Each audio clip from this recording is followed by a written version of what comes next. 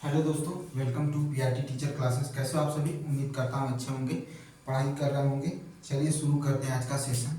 आज के सेशन को शुरू करने से पहले कुछ अच्छी चीज़ें जो आपको रिफ्रेश करेगा, जो आपको तरोताज़ा करेगा कि सोच का प्रभाव मन पर पड़ता है और मन का प्रभाव तन पर पड़ता है।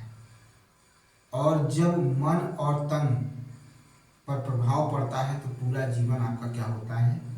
अच्छा होता है, सुखी होता है। इसलिए हमेशा अच्छा सोचें, खुश रहें और निरंतर प्रयास करते रहिए, निरंतर लगे रहिए, सब अच्छा होगा। ठीक है, समय को समय दीजिए, उसे बदलने में थोड़ा समय लगता है।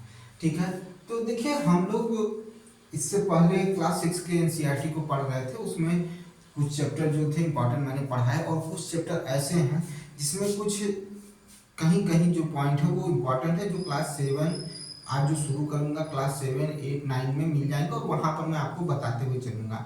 ठीक है, क्लास 6 में इतना नहीं है कि जिसको इतना इम्पोर्टेंट दिया जाए और उसको पूरा टाइम दिया जाए। इस वजह से मैंने इससे पहले जो क्लास लिया था उसमें भी ज़्यादा बॉडी मूवमेंट इन बॉडी में आपने देखा था कि उसमें पढ़ाया था। तो अब जो जो चीज़ें क्लास 6 की एनसीईआरटी की पॉइंट होंगे वो उठाकर मैं बीच बीच में आपको जहाँ जहाँ पर वो चैप्टर पढ़ाऊंगा उससे रिलेटेड उसको बताते हुए चला जाऊंगा, आपका वो कवर हो जाएगा। लेकिन उससे पहले जो हम पढ़ रहे थे, आज हम एनसीईआरटी के क्लास 7 का चैप्टर पढ़ना शुरू करेंगे, न्यूट्रिशन इन प्लांट। ठीक है, उसको लेके शुरू करेंगे।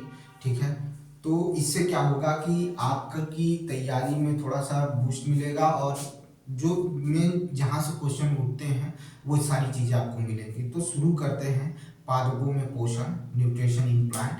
ठीक है, ताकि आपका जल्दी से जल्दी खत्म भी हो और आप रिवाइज भी करें। तो चलिए देखते हैं पादपों में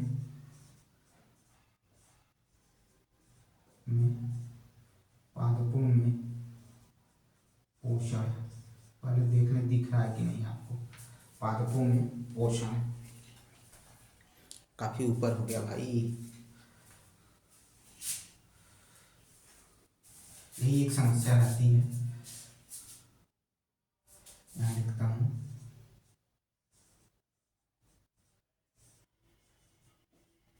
पादपों में पोषण, पादपों में पोषण यही हमें पढ़ना है। देख लेते हैं पादपों में पोषण, यही चैप्टर। हाँ अब ठीक है, पादपों में पोषण पढ़ना है, न्यूट्रिशन इन प्लांट पढ़ना है। ठीक है,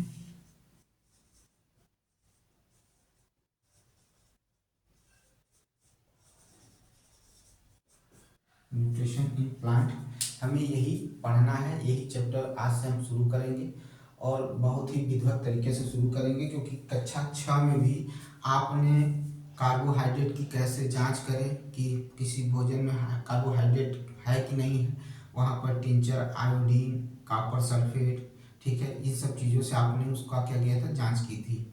ठीक है, उसी को आगे बढ़ते हुए हम लोग इस कक्षा में कक्षा 6 को छोड़कर अब कक्षा 7 का पहला चैप्टर लेके चल रहा हूँ, न्यूट्रिशन इन प्लांट में। ठीक है, इसमें हम लोग क्या करेंगे, अच्छे से पूरे चैप्टर में अब हम पढ़ेंगे कि जो खाद्य पदार्थ है उसमें कौन कौन से महत्वपूर्ण घटक, जिसे कंपोनेंट कहते हैं, कौन कौन से घटक जो हमारी बॉडी को क्या करते हैं, हमारे शरीर को वृद्धि और विकास करने में सहायक होते हैं, उसके बारे में क्या करेंगे, चर्चा करेंगे। ठीक है, उसके बारे में उसको हम लोग पढ़ेंगे, अच्छे से समझेंगे, फिर आगे की तरफ बढ़ते चले जाएंगे और इस चैप्टर को क्या करेंगे, खत्म करेंगे। तो पादपों में पोषण यानी पौधों में पोषण कैसे आता है। कुछ पौधे ऐसे होते हैं जो खुद भोजन बनाते हैं, उनके पत्तियों में क्लोरोफिल पाया जाता है जो सूर्य के प्रकाश की ऊर्जा को संग्रहित करते हैं, कलेक्ट करते हैं। जमीन से खनिज लवण लेते हैं, जल लेते हैं। ठीक है, जाइलम के थ्रू जो उसमें वेसल पाई जाती है, वाहिनी क्या पाई जाती है, उसके द्वारा क्या होता है, जड़ से तने तक हर जगह तक ये न्यूट्रिशन पहुंचते हैं।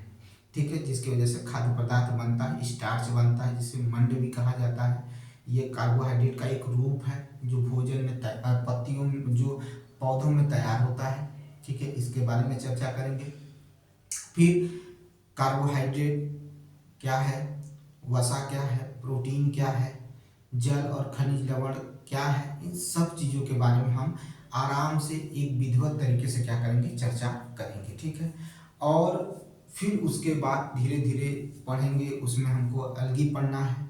ठीक है। शैवाल के बारे में पढ़ना है। फिर उसके बाद कीटभक्षी पौधे जो होते हैं, पैरासाइट्स पढ़ने हैं। ठीक है। परजीवी जिसको आप कहते हैं, जिसमें अमरबेल आता है, उसको पढ़ना है। तो धीरे धीरे सारी चर्चाएं शुरू होंगी, धीरे धीरे सारी चीज़ों पर बात होगी। ठीक है।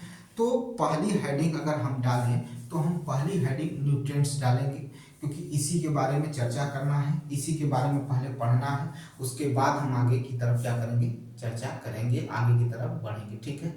यानी हमें आज पढ़ना है, पहला हेडिंग जो है आपका वो क्या है, न्यूट्रिएंट्स है, जिसे पोषक कहते हैं। क्या कहते हैं, पोषक कहते हैं। ठीक है। क्या कहते हैं, पोषक कहते हैं। ठीक है, पोषक कहते हैं।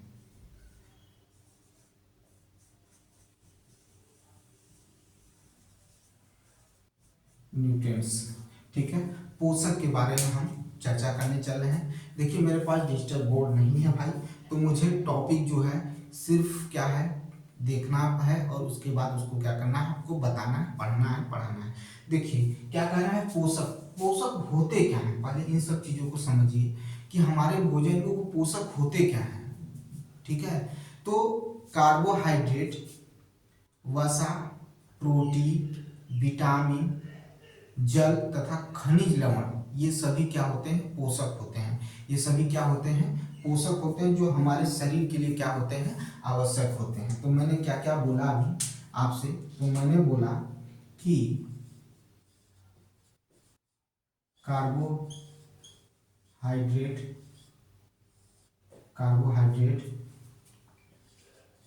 वसा, विटामिन,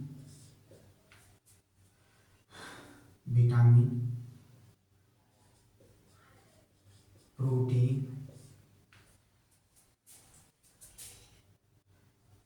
जल तथा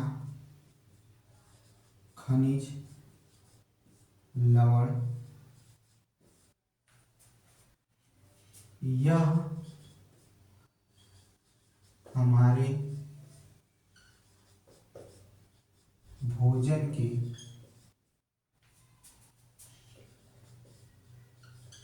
मुख्य घटक होते हैं। इन्हें पोषक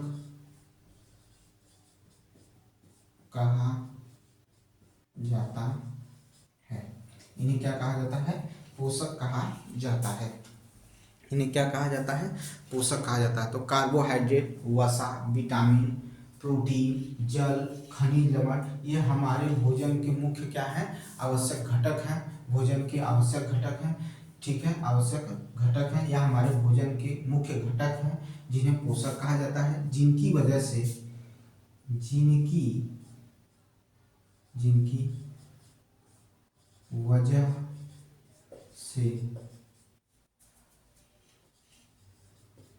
हमारे शरीर का वृद्धि व विकास होता है। वृद्धि व क्या होता है, विकास होता है। हमारे शरीर का क्या होता है भाई, वृद्धि और विकास होता है। हमारे शरीर का क्या होता है, वृद्धि और विकास होता है। ठीक है। ये आपको मैंने एक मतलब शुरुआत जो की है वो आपको मैंने बता दिया, शुरुआत जो की है वो मैंने बता दिया। ठीक है। अब हम शुरू करेंगे कि भाई शुरुआत आखिर कहाँ से हुई है। भोजन जो हम लेते हैं ये तो हम पौधों से लेते हैं। अब पौधों में भोजन कैसे बनता है उस प्रक्रिया को समझेंगे। ठीक है। उस प्रक्रिया को जब तक नहीं समझ लेंगे, पादपों में पोषक या पादपों में पोषण विधि क्या होती है उसको जब तक नहीं जानेंगे, मोड ऑफ न्यूट्रिशन मेथड जब तक नहीं जानेंगे, या mode of nutrition in plant नहीं जानेंगे, तब तक कुछ फायदा नहीं है। ठीक है। पहले हम समझेंगे कि पौधों में कैसे भोजन आता है। ठीक है, पौधे कैसे भोजन को प्राप्त करते हैं, खाद्य पदार्थ बनाते कैसे हैं, उस खाद्य पदार्थ से हमारा स्टार्च यानी एक तरह का कार्बोहाइड्रेट कैसे बनता है, जब तक उसको नहीं जानेंगे तब तक हम कुछ नहीं जान पाएंगे, तब तक हमें पता ही नहीं चलेगा। और ये स्वपोषी जिसे आप क्या कहते हैं, ठीक है, ये जो स्वपोषी है, ठीक है, इसके बारे में जानेंगे। ठीक है, समझ में आई बात। तो इसे जानेंगे, इसी को ऑटोट्रॉपिक कहा जाता है। ठीक है, ऑटोट्रॉप्स कहा जाता है। ठीक है, ऑटो और ट्रॉप्स दो अलग चीज होता है। ऑटो का मतलब होता है स्वयं और ट्रॉप्स का मतलब होता है भोजन। ठीक है, खुद से पोषक तत्व तैयार करना या खुद से भोजन तैयार करना ही क्या होता है, ऑटोट्रॉप्स होता है। तो इसको समझना जरूरी है। ठीक है, तो इसे जब समझेंगे तभी चीजें समझ में आएंगी, उससे पहले चीजें नहीं समझ में आएंगी। इस वजह से ये तो मैंने शुरू किया है। अब हम पढ़ेंगे mode of nutrition in plant. ठीक है, पादपों में पोषण विधि। ठीक है, तो ये हो गया आपका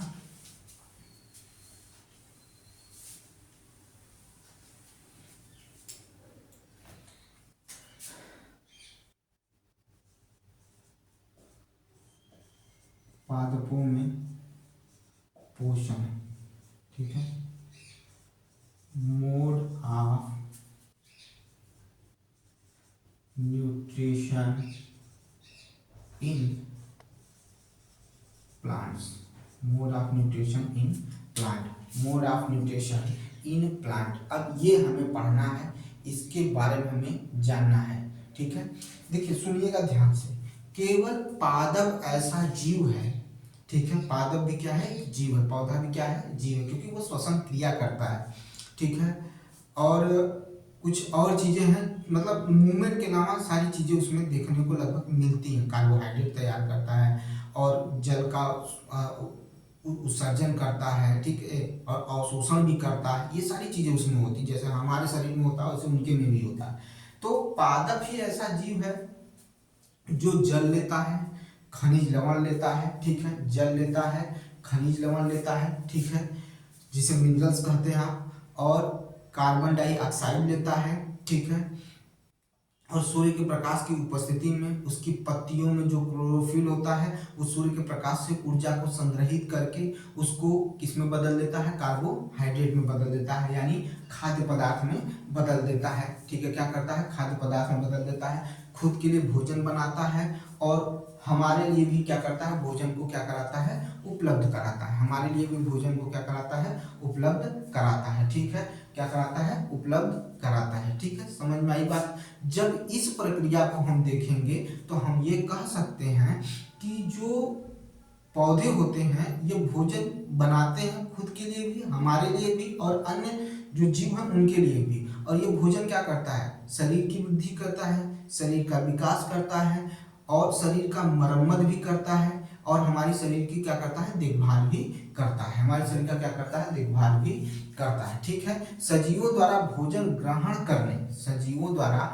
भोजन ग्रहण करने की विधि को, ठीक है, सजीवों द्वारा भोजन ग्रहण करने की विधि को, ठीक है, करने हम उसका उपयोग करने की विधि को क्या कहते हैं, पोषण कहते हैं। सजीवों द्वारा भोजन ग्रहण करने एवं उसका उपयोग करने की विधि को क्या कहा जाता है, पोषण कहा जाता है। क्या कहा जाता है, पोषण कहा जाता है। फिर से सुनिएगा, फिर से समझिएगा, पहले समझ लेते हैं।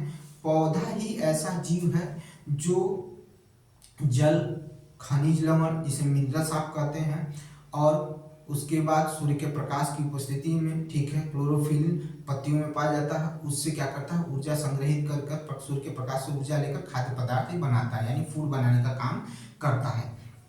और जब फूड बनाने का काम करता है, भोजन बना सकते हैं, तो ये सभी पदार्थ उनके परिवेश में उपलब्ध होते हैं। ठीक है, पोषक पदार्थ सजीवों की शरीर की संरचना, वृद्धि और क्षतिग्रस्त भागों का रख रखाव के लिए समर्थ है। ठीक है, विभिन्न जैव प्रक्रमों के लिए आवश्यक ऊर्जा प्रदान करते हैं। सजीवों द्वारा भोजन ग्रहण करने, उसके उपयोग की विधि को क्या कहते हैं, क्या कहते हैं, तो पोषण कहते हैं या न्यूट्रिशन कहते हैं। क्या कहते हैं, न्यूट्रिशन कहते हैं। और जब पोषण की विधि, जब पोषण की विधि खुद से हो, स्वयं से हो, स्वयं से अपना भोजन अगर बना लिया जाए तो उसे स्वपोषी कहा जाता है, उसे ऑटोट्रॉपिक कहा जाता है, उसे स्वपोषी कहा जाता है, उसे ऑटोट्रॉपिक कहा जाता है। तो वो तो अभी बात करेंगे, पहले इधर देखते हैं। ठीक है, तो हमने क्या कहा कि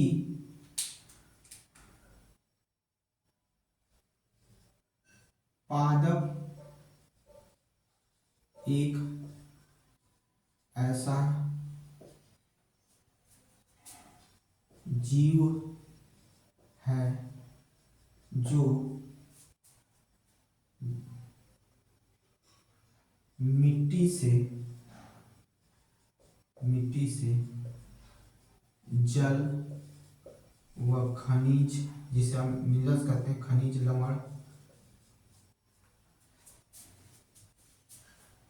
लवण, कार्बन डाइऑक्साइड, ठीक है, कार्बन डाइऑक्साइड तथा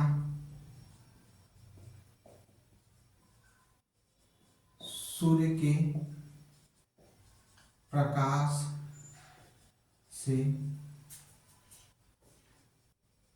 ऊर्जा का संग्रह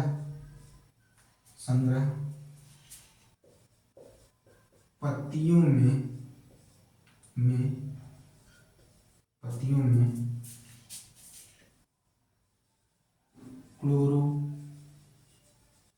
क्लोरोफिल की उपस्थिति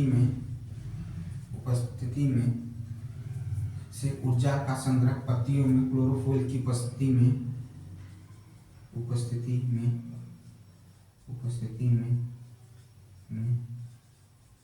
करता है तथा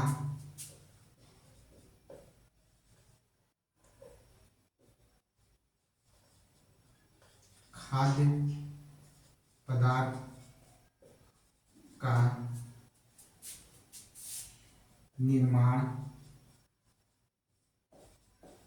पत्तियों में करता है, खाद्य पदार्थ का निर्माण पत्तियों में करता है, ठीक है।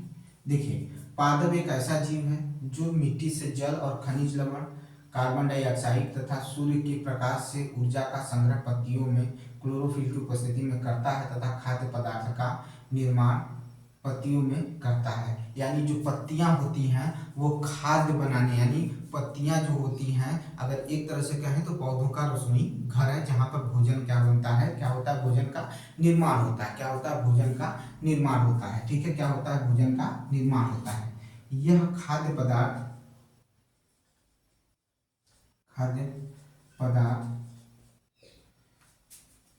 शारीरिक वृद्धि, विकास व शरीर की मरम्मत में सहायक होते हैं, ठीक है। क्या होते हैं, सहायक होते हैं, ठीक है। आपके शरीर की वृद्धि करते हैं, विकास करते हैं और शारीरिक मरम्मत में क्या होते हैं, सहायक होते हैं। सजीव द्वारा भोजन ग्रहण करने एवं इसका उपयोग करना ही क्या कहलाता है, न्यूट्रिशन यानी पोषण कहलाता है। क्या कहलाता है, पोषण कहलाता है। क्या कहलाता है, पोषण कहलाता है। उपयोग करने की विधि ही क्या कहलाता है, पोषण कहलाता है। पहले इसका स्क्रीनशॉट लीजिए, फिर करते हैं। चलिए, ये हो गया। अब देखिए, अभी हम न्यूट्रिएंट्स पढ़े थे, ठीक है। अब हम न्यूट्रिशन पढ़ने चल रहे हैं, यानी पोषण पढ़ने चल रहे हैं, ठीक है। न्यूट्रिशन पढ़ने चल रहे हैं। देखिए, समझिएगा, पोषण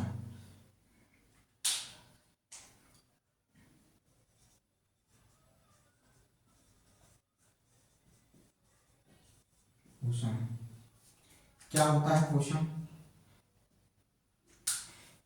ये देखिए, आपके एनसीईआरटी की जो लाइनें हैं वही मैं लिखवा रहा हूं, ठीक है। सजीवों द्वारा, ठीक है, भोजन ग्रहण करने तथा उसका उपयोग करने की विधि को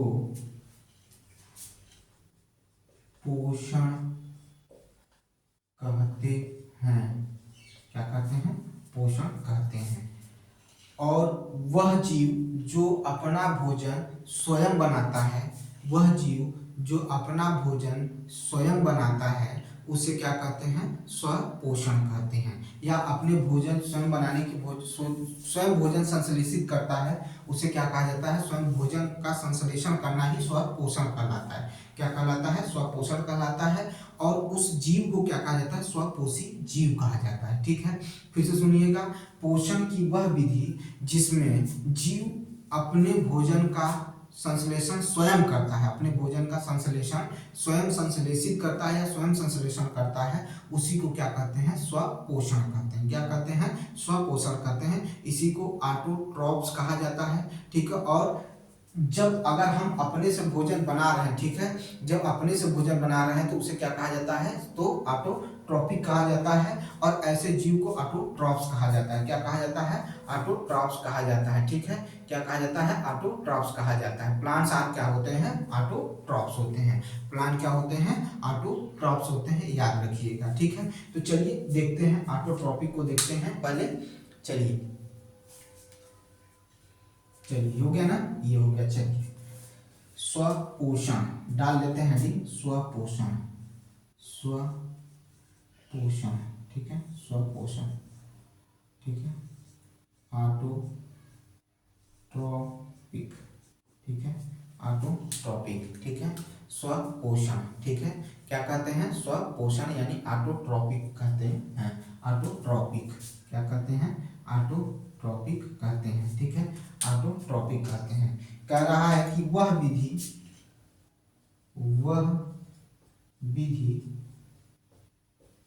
जिसमें जीव अपना भोजन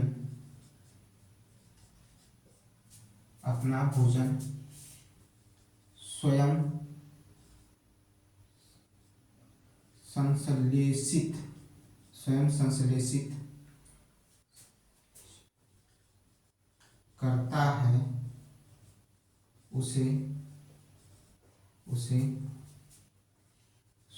स्वपोषण कहते हैं। और ऐसे जीव को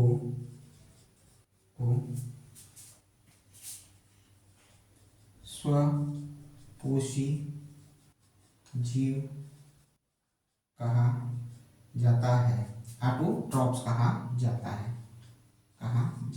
क्या कहा जाता है, ऑटोट्रॉप्स कहा जाता है। ठीक है, क्या कहा जाता है, ऑटोट्रॉप्स कहा जाता है। ठीक है, क्या कहा जाता है, ऑटोट्रॉप्स कहा जाता है। ठीक है, समझ में आई बात भाई। चलिए देखिए भाई, ठीक है, ये हो गया कि वह विधि जिसमें जीव अपना भोजन स्वयं संश्लेषित करता है उसे स्वपोषण कहते हैं। और स्वपोषण को ऑटोट्रॉपिक कहा जाता है। ठीक है, क्या कहा जाता है, ऑटोट्रॉपिक कहा जाता है। और ऑटोट्रॉप्स उसे कहा जाता है जो अपना भोजन स्वयं बनाते हैं। तो ऐसे जीव को ऑटोट्रॉप्स कहा जाता है। अब ऑटोट्रॉप्स दो शब्दों से मिलकर बना है। चलिए देखिए भाई, देखिए ऑटोट्रॉप्स। ठीक है, ऑटोट्रॉप्स की बात कर लेते हैं। ठीक है, किसकी बात करने चल रहे हैं, तो ऑटोट्रॉप्स की बात करने चल रहे हैं। ठीक है, ऑटोट्रॉप्स की बात करने चल रहे हैं। ठीक है, ऑटोट्रॉप्स की बात करने चल रहे हैं। अब ऑटो, यहाँ पर अगर ऑटो निकाल लीजिए, क्या निकाल लीजिए, ऑटो, और यहाँ पर क्या लिखिए, ट्रॉप्स लिखिए। क्या लिखिए, ट्रॉप्स लिखिए। ठीक है, क्या लिखिए, ट्रॉप्स लिखिए, ऑटोट्रॉप्स लिखिए। ठीक है, तो अगर ऑटोट्रॉप्स लिखेंगे, ठीक है, ट्रॉप्स लिखेंगे तो इसका मतलब तो होता है सेल्फ। क्या होता है, सेल्फ यानी स्वयं से। ठीक है, क्या होता है, सेल्फ होता है। क्या होता है इसका मतलब, स्वयं से। ठीक है, क्या होता है, स्वयं से। ठीक है, इसका मतलब होता है स्वयं से। और उसके बाद क्या होता है, तो ट्रॉप्स का मतलब होता है न्यूरिशमेंट। क्या होता है, न्यूरिशमेंट होता है, जिसका अर्थ होता है खुद से अपना भोजन बनाना। ठीक है, खुद से अपना क्या करना, भोजन बनाना। ठीक है,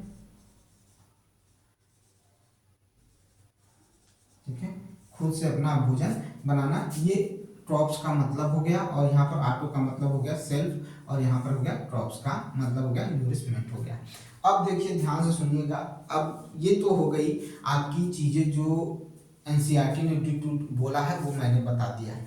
अब यहाँ पर हमें पढ़ना है हिट्रोट्रॉप्स पढ़ना है। हिट्रोट्रॉप्स वो होता है जो अपना भोजन स्वयं नहीं बनाता बल्कि पादपों से अपना भोजन क्या करता है, ग्रहण करता है। पादपों से अपना भोजन क्या करता है, ग्रहण करता है दूसरे से, चाहे वो मनुष्य हो चाहे अन्य जीव हो।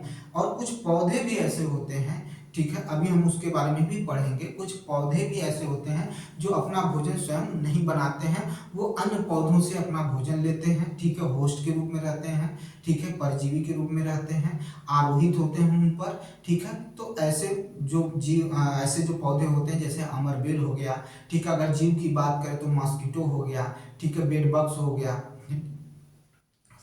ठीक है, लीच हो गया, ये जीव है। और एक पौधा अमरबेल है जो क्या करता है, दूसरे पौधों पर आरोहित होता है और येलो कलर का होता है, और उन्हीं से पोषक तत्व प्राप्त करके अपने आप को क्या करता है, अपने आप को भोजन देता है, ठीक है। ये अमरबेल की बात हम कर रहे हैं। तो चलिए पहले हिट्रोट्रॉप्स को देख लेते हैं, उसके बाद आगे की तरफ चर्चा करेंगे, ठीक है। तो चलिए हिट्रोट्रॉपिक को पढ़ेंगे, किसके बारे में पढ़ेंगे, तो हम पढ़ने चल रहे हैं हिट्रोट्रॉपिक के बारे में, कि जो अपना भोजन खुद नहीं बनाते हैं, ठीक है, उसकी बात करने चल रहे हैं, ठीक है। तो किसकी बात करने चल रहे हैं, तो विषम पोषी की बात करने चल रहे हैं, ठीक है, विषम पोषी,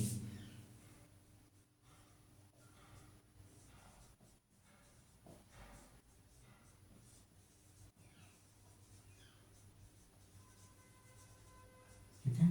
आइए चलिए देखा जाए विषम पोषी, ठीक है, विषम पोषी मनुष्य व अधिकतर जीव जीव जो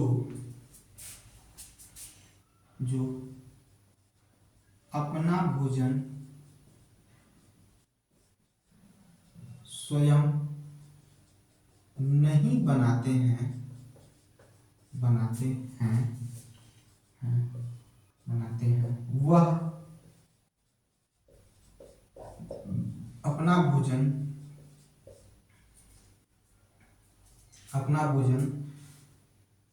पादपों से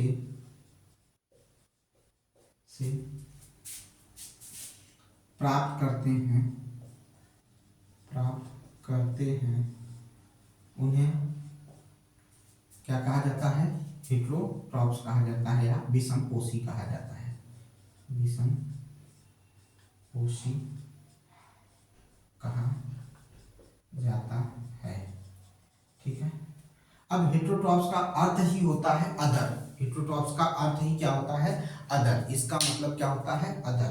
तो बस इतने से ही समझ जाइए कि मनुष्य व अधिकतर जीव जो अपना भोजन स्वयं नहीं बनाते हैं, वह अपना भोजन पादपों से प्राप्त करते हैं, उन्हें विषम पोषी कहा जाता है। उन्हें क्या कहा जाता है, विषम पोषी कहा जाता है, ठीक है, विषम पोषी कहा जाता है, ठीक है भैया, क्लियर है, इतना समझ में पहले आया कि नहीं आया, पहले इतना देख लीजिए। गया भाई, ये हो गया हिट्रोट्रॉपिक्स हो गया, ठीक है। आइए चलते हैं,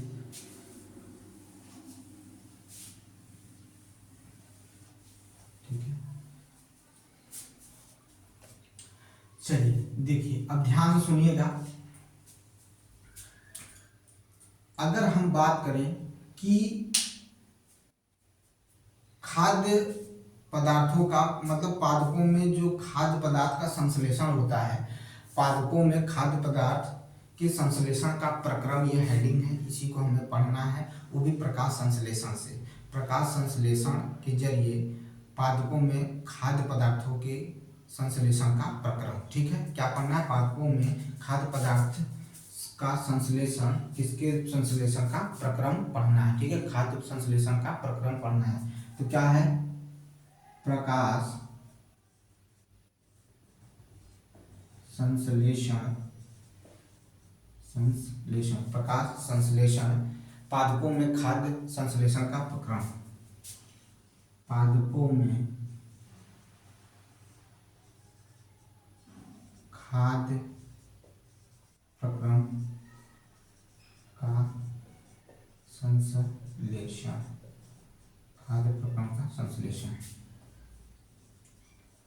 फोटोसिंथेसिस,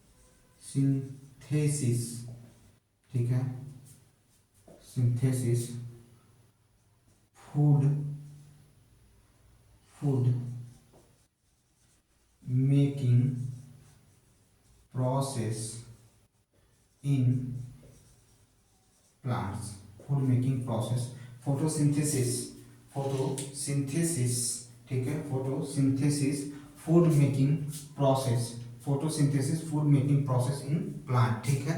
तो ध्यान से सुनिएगा, अब जो बताने चल रहे हैं उनको सुनना समझना जरूरी है, बाकी चीजें छोड़ दीजिए। अब यहाँ से आपको चीजें समझना, देखिए स्वपोषी, विषमपोषी, ऑटोट्रॉपिक, हीटरोट्रॉपिक आप जानते हैं, उस पर मैंने ज़्यादा बोल दिया, जरूरत नहीं थी, लेकिन फिर भी ठीक है, चलिए। लेकिन अब यहाँ से शुरू करते हैं, और ये हेडिंग है, ये सीधे सीधे एनसीईआरटी की हेडिंग है जो आपको मैं बताने चला हूँ, सुनिएगा ध्यान से।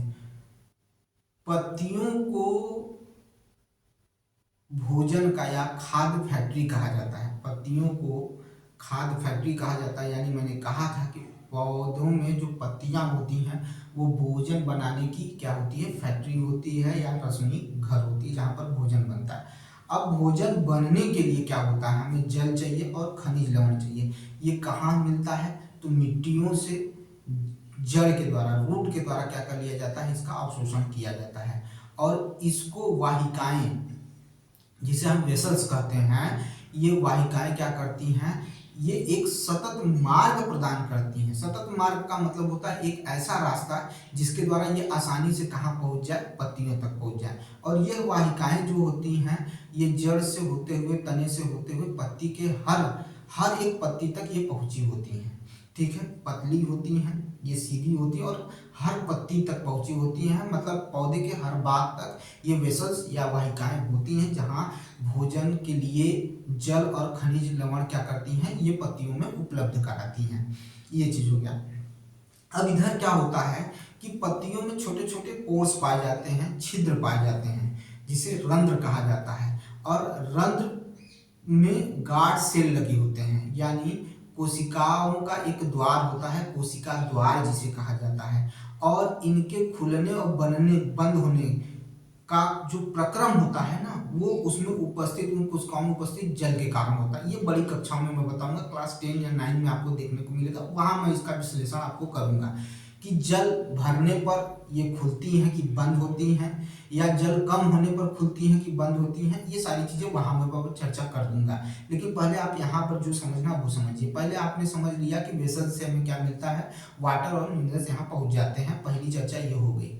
दूसरी, इन्हीं रंध्रों से, यानी इन्हीं स्टोमेटा से क्या होता है कि कार्बन डाइऑक्साइड क्या होता है, पत्तियों में पहुंचता है, ठीक है। अब जब कार्बन डाइऑक्साइड इन्हीं में पहुंचता है, तो इन्हीं के जरिए ऑक्सीजन भी बाहर आता है। वो कब आता है, जब भोजन बन जाता है, तब की बात कर रहा हूँ, ठीक है। तो ये कार्बन डाइऑक्साइड इन्हीं के माध्यम से अंदर की तरफ चले गए। अब पत्तियों में एक हरा लवक होता है जिसे क्लोरोफिल कहा जाता है, ठीक है। क्या कहा जाता है, क्लोरोफिल कहा जाता है। ये क्लोरोफिल क्या करते हैं, सूर्य के प्रकाश की ऊर्जा का संग्रह करते हैं, और इन्हीं सूर्य के प्रकाश की ऊर्जा का प्रयोग करके कार्बन डाइऑक्साइड, जल और खनिज लवण से वो क्या कर देती हैं, खाद्य पदार्थ बना देती हैं, प्लस ऊर्जा भी मुक्त करती हैं, और साथ में ऑक्सीजन का भी क्या करती हैं, मुक्त करती हैं। यानी ऊर्जा मतलब सॉरी, जल का क्या करती हैं, जल भी निकालती हैं और ऑक्सीजन भी देने का काम करती हैं। उधर खाद्य पदार्थ स्टार्च के रूप में बना देती हैं, मंड के रूप में बना देती हैं। ये प्रक्रम किसमें होता है, पत्तियों में देखने को मिलता है। ये प्रक्रम पत्तियों में देखने को मिलता है। इतनी बात अगर आपको समझ में आ गई हो तो फिर आगे बढ़ा जाए। इसको अगर आप कभी लिखवाना भी है भाई, इसको लिखवाना भी है, ठीक है, तब आगे की तरफ बढ़ेंगे, ठीक है। तो चलिए चलते हैं, आगे की तरफ बढ़ते हैं, और इसको क्या करते हैं, पहले लिखते हैं, ठीक है। तो देखिए मैंने क्या कहा कि पत्तियां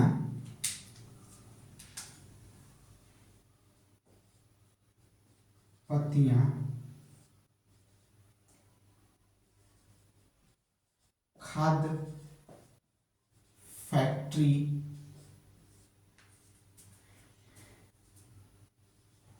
फैक्ट्री होती हैं,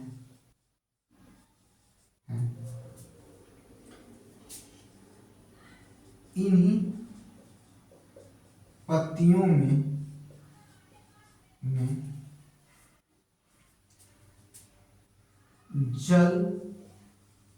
व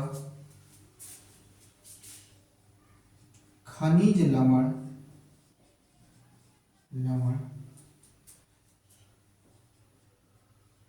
पौधों के जड़ रूट्स जड़ की जड़ से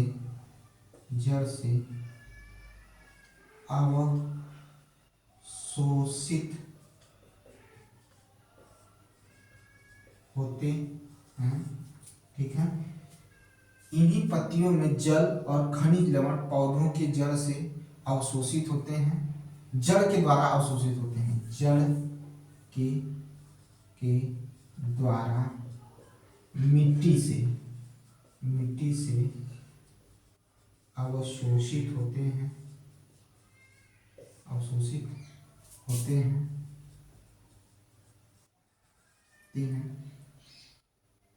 जल व खनिज लवण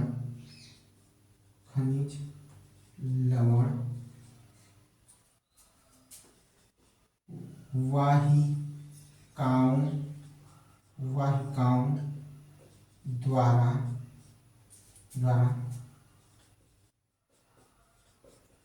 पत्तियों तक पहुँचते हैं। ये वाहिकाएं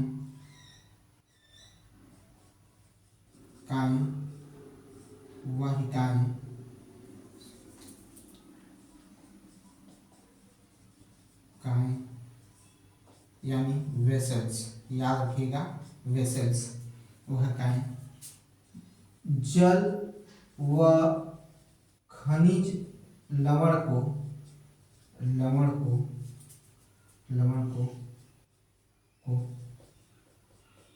पत्ती तक पहुंचने में सतत मार्ग प्रदान करते हैं। पत्तियां खाद्य फैक्ट्री होती हैं। ठीक है, इन्हीं पत्तियों में जल व खनिज लवण पौधों के जड़ के द्वारा मिट्टी से अवशोषित होते हैं। जल व खनिज लवण वाहिकाओं द्वारा वेसल्स द्वारा पत्तियों तक पहुंचते हैं। ये वाहिकाएं जल और खनिज लवण को पत्ती तक पहुंचाने में सतत मार्ग प्रदान करते हैं। क्या करते हैं? सतत मार्ग प्रदान करते हैं। रुक जाइए भाई 2 मिनट, चलिए ठीक है। अब तो दिखा सतत मार्ग प्रदान करते हैं। ठीक है, इतनी बातें हो गई। ठीक है, अब आगे की तो बात करते हैं।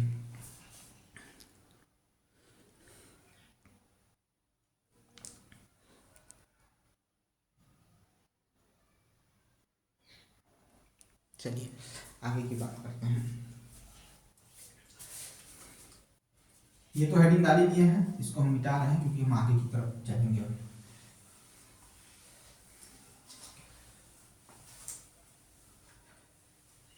अब पत्तियों में जल और खनिज लवण पहुंच गया है। पत्तियों में जल और खनिज लवण पहुंच गया। अब देखिए सुनिएगा, इन्हीं पत्तियों में सूक्ष्म छिद्र पोर्स, सूक्ष्म छिद्र पाए जाते हैं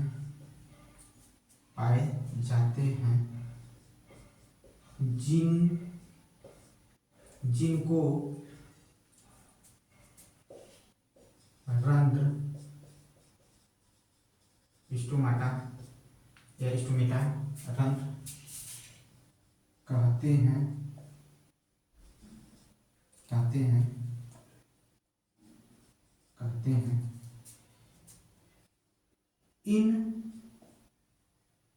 ये जो सूक्ष्म छिद्र होते हैं ये पत्ती के सतह पर पाए जाते हैं। याद रखिएगा, पत्तियों के सतह पर पाया जाता है। और इन रंध्रों में कोशिका द्वार, जिसे गार्ड सेल कहा जाता है, इन रंध्रों में कोशिका द्वार, जिसे गार्ड सेल कहा जाता है, कोशिका द्वार होती हैं जिनके द्वारा CO2 पत्तियों में पहुंचता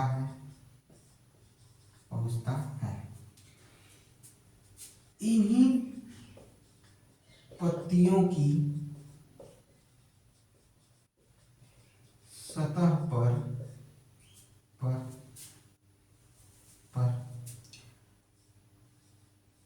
क्लोरोफिल पाया जाता है जो सूर्य के प्रकाश से ऊर्जा का संग्रह करता है। यह ऊर्जा CO2 जल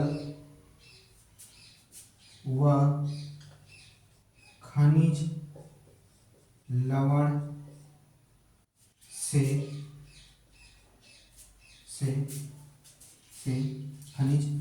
से भोज्य पदार्थ जो कार्बोहाइड्रेट्स यानी स्टार्च के रूप में पत्तियों में संग्रहित होता है।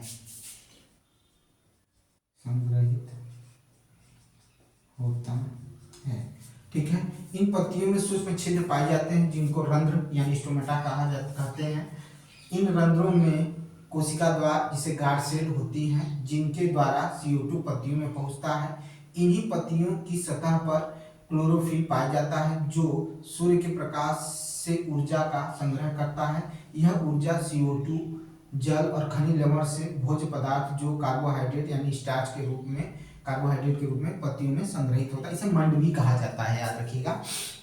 अब ये क्या हो गया, भोजन मेरा क्या हो गया, तैयार हो गया। किसमें? पौधों में भोजन तैयार हो गया भाई, पौधों में भोजन तैयार हो गया। ठीक है। और यह जो एक अद्भुत प्रक्रम है, जिसे अद्वितीय प्रक्रम भी कह सकते हैं। ठीक है, ये क्या है, एक अद्वितीय प्रक्रम है। और सूर्य का प्रकाश जो होता है सभी जीवों के लिए ऊर्जा का स्रोत है। ठीक है, ऊर्जा का स्रोत है और ये अनलिमिटेड स्रोत है। ये कैसा स्रोत है? अनलिमिटेड स्रोत होता है। ये ऊर्जा का क्या होता है? अनलिमिटेड स्रोत होता है। ठीक है भाई, इतना हो गया, समझ में आई बात। आइए अब आगे चलते हैं। देखिए, सुनिए ध्यान से। कुछ पत्तियां लाल, भूरे या अन्य रंग यानी अन्य वर्णों के रूप में दिखाई देती हैं, लेकिन ये जो लाल भूरे रंग होते हैं वो हरी पत्तियों, मतलब जो हरापन होता है यानी क्लोरोफिल होता है, उसको ढक लेती हैं। फिर भी इनमें क्या होता है, प्रकाश संश्लेषण देखने को मिलता है और ये अपना भोजन खुद बनाती हैं। ये तो हो गया कुछ ऐसी पत्तियां जो दिखने में क्या होती हैं, अलग रंग की होती हैं, लेकिन उनमें भी क्लोरोफिल होता है, थोड़ा सा वो ढक लेती हैं, लेकिन इनमें भी भोजन बनता है और प्रकाश संश्लेषण की क्रिया होती है। ये भी आपको देखने को मिलेगा। हम अब एक पढ़ने चल रहे हैं शैवाल। किसके बारे में पढ़ने चल रहे हैं? शैवाल के बारे में पढ़ने चल रहे हैं। ठीक है, शैवाल के बारे में पढ़ने चल रहे हैं। ध्यान से सुनिएगा इसके बारे में पहले, फिर उसके बाद हम चर्चा करेंगे।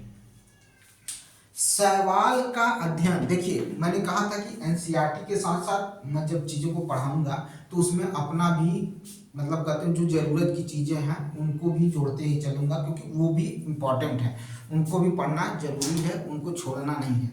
ठीक है, शैवाल का अध्ययन फाइकोलॉजी कहलाता है। क्या कहलाता है? फाइकोलॉजी कहलाता है। ठीक है, शैवाल का अध्ययन फाइकोलॉजी कहलाता है। शैवाल में भी हरित लावक पाया जाता है। ये अपना भोजन स्वयं बनाते हैं, नमी युक्त स्थानों पर यह पाए जाते हैं। और ये जो भोजन जो इनका बनता है ना, इनका जो भोजन बनता है, ठीक है, इनका जो भोजन बनता है, इन्हीं भोजन की वजह से ये क्या होते हैं? विकसित होते हैं। ठीक है, और इनकी जो कोशिका भित्ति जो होती है, कोशिका भित्ति जो होती है वो किसकी बनी होती है? तो सेल्यूलोज की बनी होती है। किसकी बनी होती है? सेल्यूलोज की बनी होती है। इसमें क्लेमाइडोमोनास आता है, स्पाइरोगैरिया आता है, ठीक है, ऑल्थिक्स आता है, ठीक है, अजोला आता है, ठीक है, ये सब इसी में आते हैं। ठीक है, मैं उनके बारे में भी चर्चा कर रहा हूँ इस वजह से, क्योंकि ये भी हमें इम्पॉर्टेंट है। तो हम क्या कह रहे हैं? तो हमने क्या कहा? तो हमने कहा कि शैवाल का अध्ययन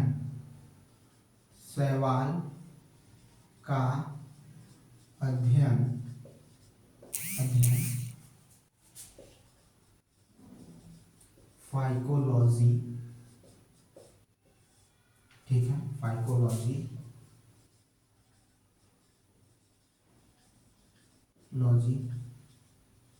कहलाता है। शैवाल का अध्ययन क्या कहलाता है भाई? फाइकोलॉजी कहलाता है।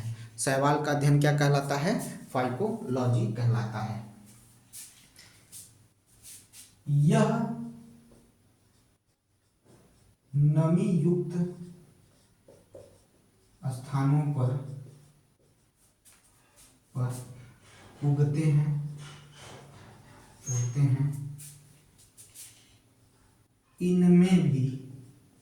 इनमें भी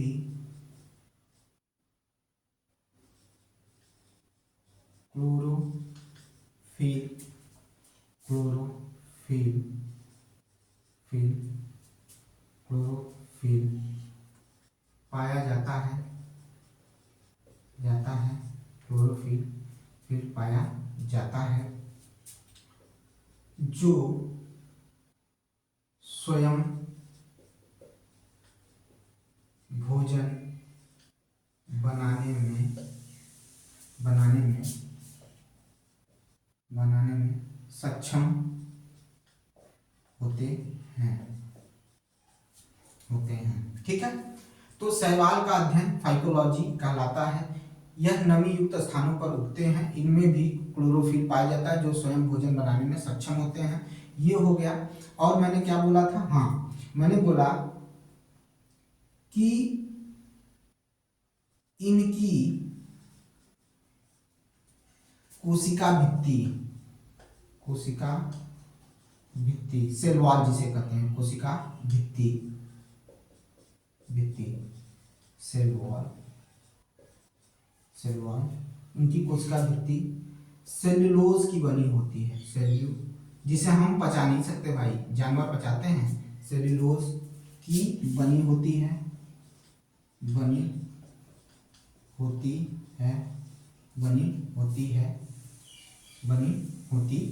ठीक है, क्या होती है? सेल्यूलोज की बनी होती है।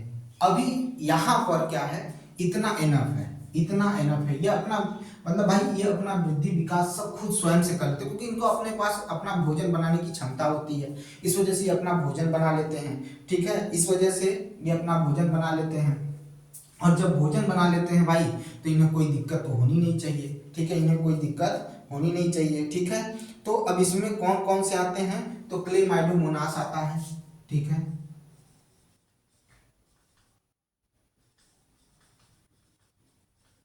मोनास आता है। क्या आता है? क्लेमाइडोमोनास आता है। फिर क्या आता है? स्पाइरोगाइरा आता है। क्या आता है? स्पाइरोगाइरा आता है। ठीक है, और क्या आता है? ओलोथ्रिक्स। ठीक है, ये आता है। ठीक है, और क्या आता है भाई? ये। ठीक है, ये इसी क्रम में आते हैं। ठीक है, ये है शैवाल, जो कुछ आपको देखने को मिल रहा है, ये शैवाल के बारे में है। अभी सवाल जब हम आगे पढ़ेंगे तो और इनके बारे में जानेंगे। अभी तो इतना ही बहुत है, क्योंकि अभी शुरुआत है, ठीक है। जब हमें ज़रूरत पड़ेगी तो अभी बहुत कुछ बताएंगे, क्योंकि शैवाल और कवक मिलकर ही लाइकेन बनाते हैं, ठीक है। उसके बारे में भी पढ़ेंगे, चर्चा अभी बहुत बाकी है, ठीक है। शैवाल भोजन बनाता है और कवक आवास देने का काम करता है, किनको, इनको करता है, ठीक है, शैवाल को, ठीक है। तो वो अभी बाकी है, अभी बहुत कुछ बाकी है, उसके बारे में हम चर्चा करेंगे। लेकिन पहले इतना तो जानते रहिए, इतना बहुत है, इतना इम्पोर्टेंट है, इसको समझिए, फिर उसके बाद आगे की तरफ चलेंगे, ठीक है। हमने बता दिया प्रकाश संश्लेषण की क्रिया इसमें होती है, क्योंकि इसमें क्या पाया जाता है, क्लोरोफिल पाया जाता है, यानी फोटोसिंथेसिस वर्क इसमें होता है, ठीक है। क्लियर है, इतनी बात समझ में आ गई। तो ये रहा आपका आज का, इतना बहुत है, आज इतने पे ही खत्म करते हैं। कल इसके आगे हम लोग पढ़ेंगे, इसके आगे और चर्चा करेंगे, ठीक है। इसके बाद हम पैरासाइट्स पढ़ेंगे, ठीक है। हमारे ऊपर भी पैरासाइट्स निर्भर रहते हैं, ठीक है। और जो आपका क्या कहते हैं, अमरवेल है, ये पौधा है एक तरह का जो दूसरे पौधों पर आश्रित होता है, इसके बारे में चर्चा करेंगे, ठीक है। तो यहीं पर रोकते हैं और कहूँगा कि चंद लाइनों के साथ खत्म करेंगे कि शक है उसे शक है, शक है कि उसे शक है कि मुझे शक है, शक है कि उसे शक है कि मुझे शक है। क्या शक है?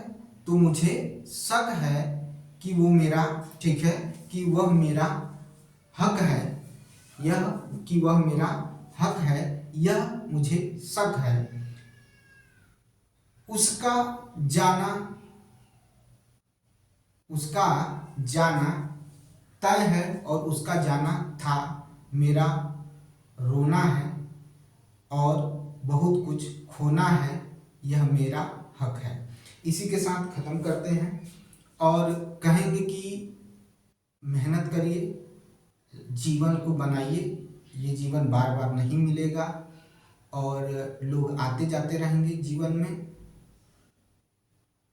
खराब समय में कोई साथ नहीं देता है, रातें अकेली काटनी पड़ती हैं, दिन भी अकेले काटने पड़ते हैं, आपके इमोशंस को कोई नहीं समझेगा।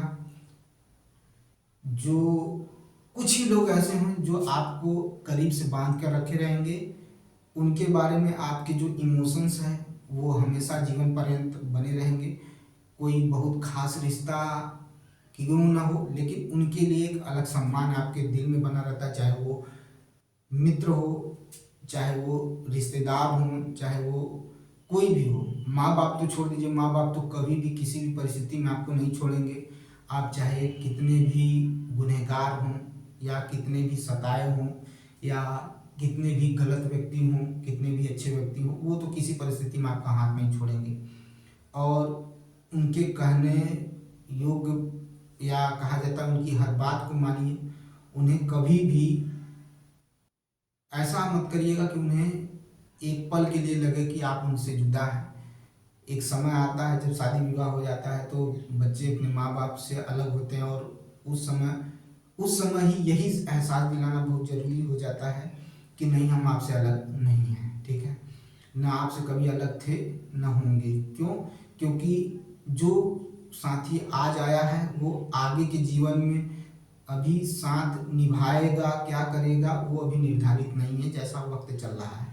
लेकिन माँ बाप जब तक जीवित रहेंगे पहले आपको सहारा देंगे, फिर आपके सहारे रहेंगे, लेकिन उनका प्रेम कभी आपसे कम नहीं होता है। वो आपके हर जगह पर खड़े रहते हैं, चाहे सुख हो चाहे दुख हो।